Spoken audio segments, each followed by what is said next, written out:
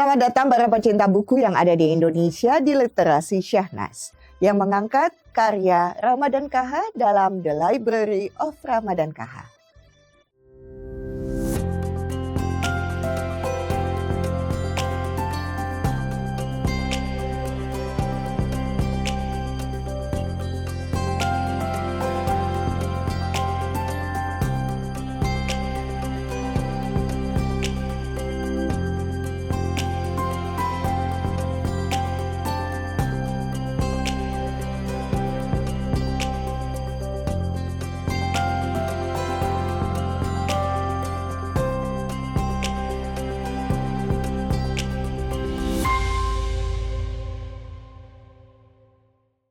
Dua buku di tangan saya ini adalah judulnya sama, Rantau dan Renungan, Budayawan Indonesia tentang pengalamannya di Prancis. Ini yang pertama, kemudian ini yang kedua. Covernya beda, edisinya yang ini lebih tebal, yang ini lebih tipis. Jadi ada 22 budayawan Indonesia mengenang masa mereka bermukim di Prancis. Banyak di antara mereka merantau ke Prancis untuk menuntut ilmu dalam berbagai bidang. Ada juga diplomat bertugas dan penyair menapak tilas. Dan umumnya mereka hidup dalam kondisi yang cukup susah. Uang terbatas, penguasaan bahasa belum memadai, makanan hambar, alam pikiran orang setempat tidak selalu mudah ditembus, iklim menyengat.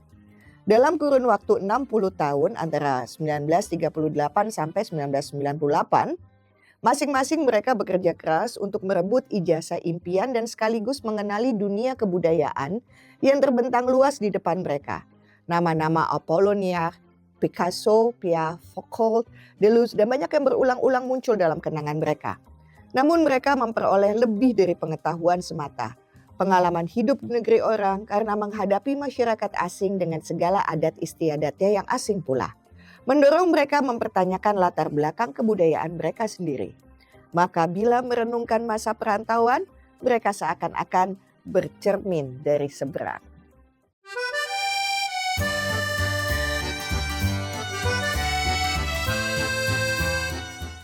Ada kalimat bagus yang saya dapat ya dalam kehidupan saya, kalau misalnya kita cinta sama pantai, jangan beli rumah di tepi pantai. Nanti akan kehilangan keindahan rasanya. Kalau Anda menyukai pegunungan, udah nggak usah beli villa di gunung. Nanti Anda tidak bisa menikmati rasa sejuknya, keindahan matahari ketika terbit dan tenggelam. Karena Anda sudah terbiasa melihat pemandangan itu ketika menetap dan menghuni tempat itu. Nah, ini jadi pegangan nih buat saya. Ketika saya mencintai dan mengagumi kota yang penuh cahaya gitu ya, seperti Paris, negara Prancis yang indahnya, Parle Français, kemudian juga ya tentu makanan-makanan yang lezat. Tapi kalau misalnya saya hanya datang berkunjung dan liburan, akan berbeda ceritanya kalau menetap dan bertarung terhadap kesibukan dan juga ingin meraih impian dan pertaruhan yang mahal rasanya kalau misalnya kita merantau dan tinggal di tempat tersebut sebagai orang asing yang belum tentu diterima. Nah, ini direkam nih oleh Ramadan Kaha bersama Ilen Suryanegara di tahun 1999. Mereka berdua membuat kata pengantar yang bagus sekali untuk buku ini. Karena buku ini dari Kepustakaan Populer Gramedia Forum Jakarta, Paris. Sejumlah karangan terkumpul dari mereka yang pernah tinggal di Prancis dengan memakan waktu cukup banyak dan kesabaran. Maka buku Rantau dan Renungan yang pernah dihidangkan 7 tahun yang lalu bisa disambung dengan jilid 2. Jadi ini jilid pertama dan ini adalah jilid yang kedua. Jadi Prancis dengan ibu kotanya Paris tentulah bukan semata-mata menara, kemudian jalan yang indah, atau sungainya, tapi menyuguhkan iklim perasaan yang menggugah pemikiran. Begitu pula penulis-penulis yang ada di buku ini. Nah, jembatan penting untuk mengenal Prancis adalah tentu bahasanya. Seperti terbaca dalam sejumlah tulisan yang ada di sini, yang didirikan atas inisiatif swasta tahun 1883. Forum Jakarta Paris yang berdiri berkenaan dengan pameran lukisan Prancis yang dihadiahkan kepada Republik kita oleh para pelukisnya sendiri. Ini menjadi jembatan antara dua bangsa yang merdeka, saling memperkenalkan dirinya, memperkaya tamasya kekayaan. Jadi novel ini, buku ini adalah ucapan terima kasih untuk para penyumbang tulisan untuk buku yang menggambarkan pula ingatan dan perasaan sejumlah peminat Prancis yang berusia 82 tahun sampai dengan 34 tahun. Di samping itu juga ada nama-nama yang bekerja keras yang mengumpulkan dan merapihkan karangan ini. Buat Anda yang pernah tinggal di sana atau sekolah di sana, saya rasa buku ini patut untuk menjadi koleksi Anda sebagai romantisme. Untuk mengingat-ingat lagi tempat-tempat romantis, mesra, atau di saat Anda bekerja untuk mengumpulkan pundi-pundi ketika Anda sedang merantau di negara orang.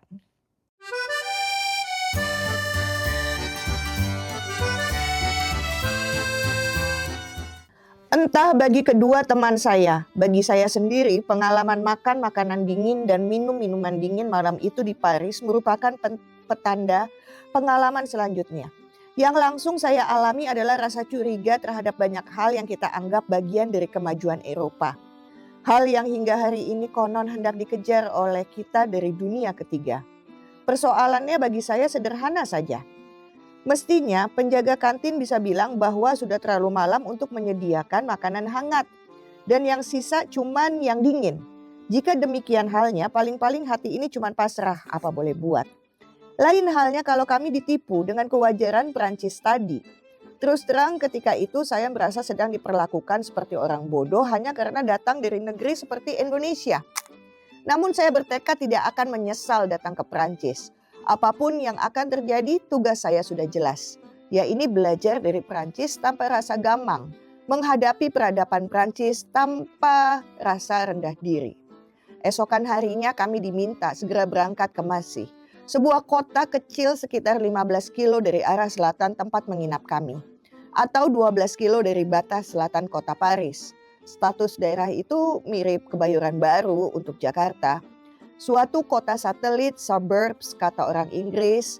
Konon di sanalah hampir semua anggota rombongan kami ditempatkan selama mengikuti pelajaran lanjutan bahasa Prancis. Berbeda dengan kedatangan kami, kini tak ada lagi yang mengantarkan kami ke sana. Petugas menerima kami bermalam hanya memberikan peta dan menyarankan kami agar naik taksi aja. Saya masih ingat kami bertiga membayar taksi itu 50 franc. Sampai di sana. Kemudian kami tahu seandainya petugas itu sabar menjelaskan rute metro dan kereta api, paling kami hanya membayar 9 franc. Pemandangan di pinggiran selatan Paris sangat menarik. Ada ladang-ladang luas diselingi dengan rumah mungil petani, tapi ada juga ladang sempit dengan rumah yang mulai reot. Di beberapa ladang terlihat petani menggemburkan tanah dengan traktor, tapi ada juga dengan alat yang ditarik kuda. Badan kuda itu agak aneh bagi kami. Keempat kakinya pendek, besar dan tegap dengan bulu lebat membentuk gelang di dekat lututnya. Tampaknya dengan badan yang pejal itu si kuda tidak pintar berlari, tapi hanya tahu menghela. Akhirnya taksi kami tiba di depan gedung bertingkat 17 di kota itu. Gedung itu tampak bagus karena baru. Daerah sekitarnya pun masih kebanyakan kosong. Petugas di lantai dasar gedung itu meminta kami pergi ke rumah sebelah, tempat direktur gedung tinggi itu tinggal. Di sana kami disambut oleh seorang tua yang santun dengan rambut memutih, sesantun namanya.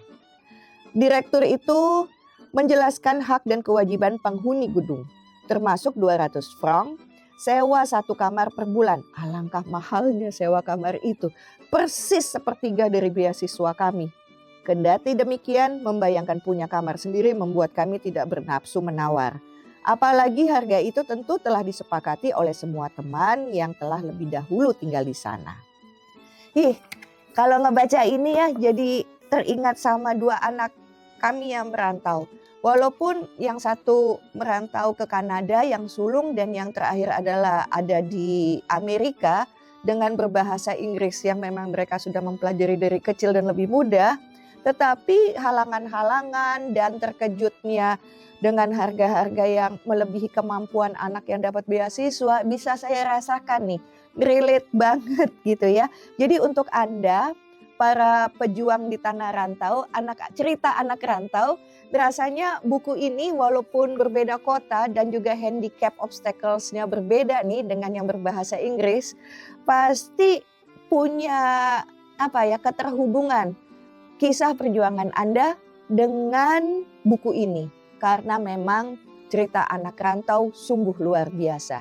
Tetapi ketangguhan itu akibat kemandirian karena jauh banget dari tanah air untuk minta tolong sama keluarga.